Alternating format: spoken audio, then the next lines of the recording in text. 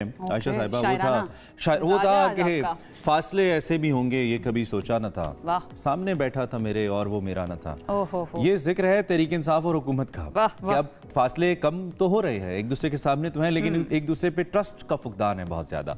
Opposition leader Umar Ayub जो हैं वो कहते हैं कि अभी मुज़ाकरात शुरू नहीं हुए, सबसे बातचीत के लिए तैयार हैं, ये एक अच्छी डेवलपमेंट है। मुज़ाकरात आगे बढ़ने तक उमर अयूब साहब कहते हैं कि मुल्क आगे तरक्की नहीं कर सकता। ये उमर अयूब साहब कह रहे हैं तहरीक इंसाफ वाले, जी वो कह रहे हैं कि मुज़ाकरात के बगैर मुल्क आगे नहीं बढ़ सकता। माशाल्लाह, तहरीक इंसाफ को जबरदस्ती कुचला नहीं जा सकता, ये भी उन्होंने कहा है। लेकिन हुकूमत ने भी साफ साफ कह दिया है कि जब तक आप सिविल नाफरमानी की तलवार लटका कर रखेंगे ना, तब तक बातचीत नहीं हो सकती। ये बात कल नईर बुखारी साहब ने भी की थी कि गैर मशरूत होने चाहिए मुज़ाकरात। आप पहले शर्तें लगाएंगे तो फिर ये गलत हो जाएगा, इस तरह से मुज़ाकरात नहीं होते हैं। खैर हुकूमत जो है उसने तहरीक इंसाफ को शराइत पेश कर दी हैं और सेनेटर इरफान सदीकी साहब ने कहा है कि हम बातचीत के लिए कभी दरवाजे बंद नहीं करते, सिविल नाफरमानी की धमकी ना दें, सरों पर तलवार मत लटकाएं, मुल्क को आगे बढ़ने दिया जाए, हम फसाद नहीं चाहते हैं। हुकूमत में कॉन्फिडेंस आ गया ना, वो जो उनका धरना पसपा हुआ है ना, इल प्लानिंग जो तहरीक इंसाफ की, उसके बाद थोड़ा हुकूमत अब थोड़ी सी फ्रंट फुट के ऊपर खेल रही है। खैर जो तलाल चौधरी हैं नून लीग के रहनुमा, उन्होंने भी तनकीद की है इस हवाले से। उन्होंने कहा कि फैज हमीद को बचाने के लिए ये ढोंग रचाया जा रहा है, अब कोई फैज याब नहीं होगा। कल शहरी रहमान ने भी वैसी बात की, उन्होंने कहा बात सजाओं तक पहुंची है तो पीटीआई के इर्द गिर्द घेरा तंग हो रहा है और पीटीआई घबरा गई है। वो कहते थे कि चोरों के साथ हाथ नहीं मिलाएंगे, क्या अब हम चोर नहीं रहे, अब आप हमारे साथ हाथ मिलाने को तैयार है।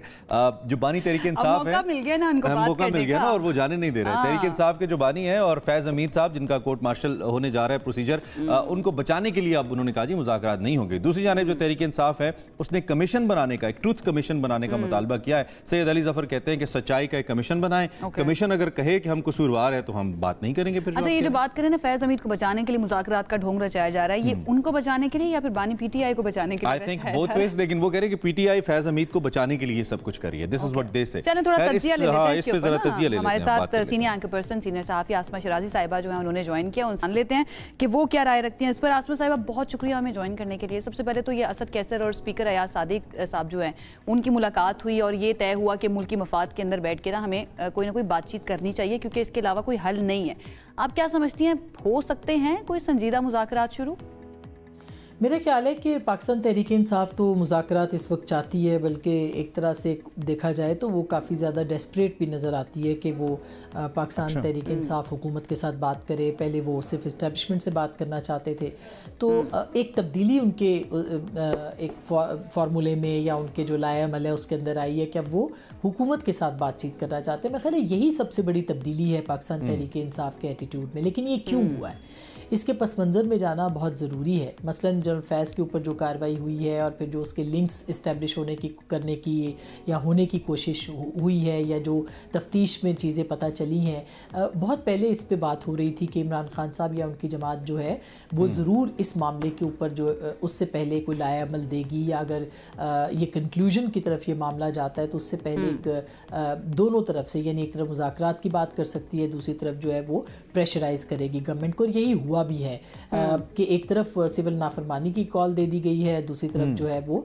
मुज़ाकरात की कमेटी बना दी गई है। तो जाहिर है कि मुज़ाकरात के लिए अगर इन्वायरमेंट बनता है तो उस इन्वायरमेंट के अंदर दोनों को, यानी हुकूमत को भी गैर मशरूत बातचीत के लिए आगे बढ़ना चाहिए और पाकिस्तान तहरीक इंसाफ को भी गैर मशरूत उसके ऊपर आगे बढ़ना चाहिए। मगर हमने देखा है कि गुज़िश्ता कुछ दिनों के अंदर पार्लियामेंट के अंदर पार्लियामेंट को, स्पीकर के ऑफिस को इस्तेमाल किया गया है अच्छे और मुस्बत अंदाज में, और पाकिस्तान तहरीक इंसाफ की क़यादत ने बाज़ाब्ता तौर पर इस बात की ख्वाहिश का इजहार किया है कि जो पार्लियामेंट का किरदार है या हुकूमत का किरदार है वो आसमा साहब आपने बड़ी बहुत अच्छी तरह से पस मंज़र जो है वो सारा बता दिया। लेकिन अगेन फिर सवाल ये पैदा होता है कि ये मुज़ाकरात अचानक से इसका इम्कान कैसे पैदा हो गया? क्या सिर्फ इसकी वजह यही है ये जो फैज़ हमीद साहब के खिलाफ कार्रवाई हो रही है? क्योंकि अभी तक सिचुएशन जो है पीटीआई और हुकूमत के दरमियान वो तो काफ़ी कशीदा हमें नज़र आ रही है। आपको लगता है कि ये मामलात ऐसे ही आगे बढ़ेंगे?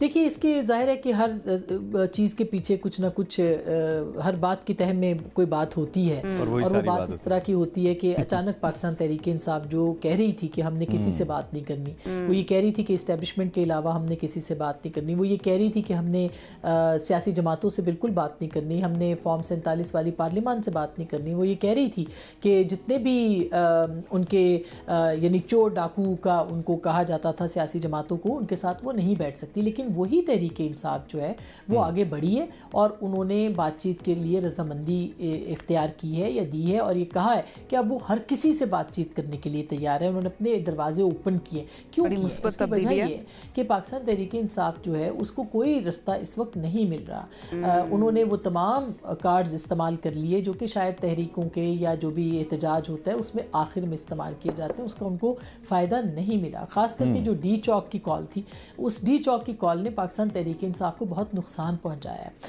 اگر دیکھا جائے پولیٹیکلی بھی اور ورکرز لیول کے اوپر بھی احتجاج کا ان کا رستہ جو ہے وہ کافی حد تک بند ہوا ہے, کیونکہ جس طرح سے ان کی قیادت کا وہاں پہ رویہ تھا اس کی وجہ سے کارکن بھی بہت بیزار ہوئے. اور پھر جس طرح سے ان کو بہرحال جتنے بھی لوگ وہ کہتے ہیں کہ شہید ہوئے ہیں, بہرحال لوگوں کا نقصان ہوا ہے, جانوں کا نقصان ہوا ہے, اس سے بھی پاکستان تحریک انصاف کو بہت نقصان ہوا ہے. اور اس پوری صورتحال کے اندر اسٹیبلشمنٹ زیادہ مضبوط ہوئی ہے اور اسی طرح سے حکومت بھی مضبوط ہوئی ہے. تو ایسی صورت میں پاکستان تحریک انصاف کے پاس اور کوئی چارہ نہیں ہے کہ وہ بات چیت کے لیے. آپ نے خود تذکرہ بھی کیا خیر 24 نومبر کی کال کا کہ اس نے ڈیمیج کیا ہے. ایسا لگتا تھا کچھ ریلیف ملنا شروع ہو گیا ہے 24 نومبر سے پہلے, ضمانتیں بھی ملیں, کیسز بھی کچھ ایسا لگتا تھا کہ اب ختم ہو رہے ہیں یا اختتام کی جانب ہے. بشرا بی بی خود باہر آ گئیں, لیکن کل پھر جو توشہ خانہ 2 کیس ہے اس میں نہ صرف بانی تحریک انصاف بلکہ ان کی اہلیہ پر فرد جرم عائد کر دی گئی. اس کا کیا امپیکٹ, کیا اس کے فردر کانسیکوینسز آپ دیکھتی ہیں؟ میرا نہیں خیال کہ توشہ خانہ 2 جو ہے وہ اتنا زیادہ خطرناک کے حوالے سے, ظاہر سزا تو ہوتی ہے, وہ اس کے پولیٹیکل امپلیکیشنز بھی ہیں, ظاہر پریشر بھی بہت زیادہ ہوگا, لیکن اور یہ کیس سنجیدہ کیس بھی ہے جس کے میں ان پہ اور ان کی اہلیہ کے اوپر جو ہے وہ ان کو فرد جرم ان پہ عائد ہوئی ہے. اس سے پہلے کورٹ نے ان کو 14 سال کی سزا جو تھی وہ دی تھی. تو کیسز تو ظاہر ہے کہ سارے ہی اہم ہوتے ہیں اور اگر آپ دیکھا جائے اس طرح کی صورتحال میں تو کچھ کہا نہیں جا سکتا. لیکن جو 9 مئی اور جنرل فیض کے ساتھ جو پریس ریلیز آیا ہے DGI-SPR کا, اس کے اندر جو کہا گیا ہے کہ 9 مئی کے پرتشدد واقعات اور سیاسی جو گروہ ہے اس کے ساتھ ان کی جو لنکس ہیں اس کے حوالے سے جو تفتیش ہے, میرا وہ اصل پریشانی کا سبب ہے تحریک انصاف کے لیے اور بانی تحریک انصاف. آپ نے جو کہ فیض حمید کا تذکرہ بھی کیا, جو فیض حمید پر چارج شیٹ ہے اس کے بارے میں بھی کہا جا رہا ہے کہ بانی تحریک انصاف تک اس کی کڑیاں مل رہی ہیں. ایک گٹس جوڑ تھا حکومت کہہ رہی ہے, خواجہ آصف کی ایک سٹیٹمنٹ بھی ہے. یہ کچھ مسائل لا سکتی ہے فردر بانی تحریک انصاف کے لیے؟ یہ ظاہر ہے کہ یہ جو اصل مسئلہ تو 9 مئی کا ہے اور 9 مئی کا مسئلہ جو ہے وہ حکومت سے بالا تر ہے. یہ اسٹیبلشمنٹ اور PTI کا مسئلہ ہے, کیونکہ 9 مئی کو بہرحال واقعات ہوئے تھے, بہرحال سیاسی لوگ نکلے تھے. اب کل بھی آپ نے دیکھا کہ شاہ محمود قریشی صاحب اور یاسمین راشد صاحبہ کے اوپر بھی فرد جرم عائد ہوا ہے.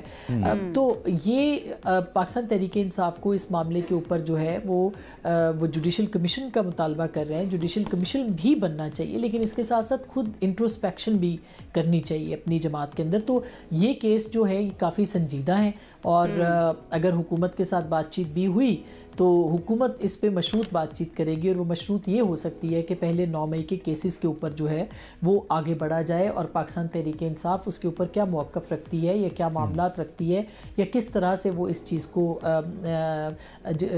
جسے کہنا چاہیے جسٹیفائی کرتی ہے, اس کے بعد آگے جو ہے وہ بات بڑھائی جا سکتی ہے. حکومت کے پیش نظر تو اسی طرح کے معاملات ہیں اور ظاہر ہے کہ تحریک انصاف اس معاملے کے اوپر نہ تو صدق دل سے معافی مانگ سکتی ہے جو شرط ہے, اور نہ ہی وہ اس پوزیشن میں ہے اس وقت کہ وہ اپنے لوگوں کو ڈسون کریں جو کہ جیلوں کے اندر ہے. تو ایک بڑی کمپلیکیٹڈ سی سچویشن ہے, لیکن 9 مئی کا واقعہ جو ہے اس کو بھلائے بغیر واقعی آگے بڑھنا مشکل لگتا ہے حکومت کے لیے بھی.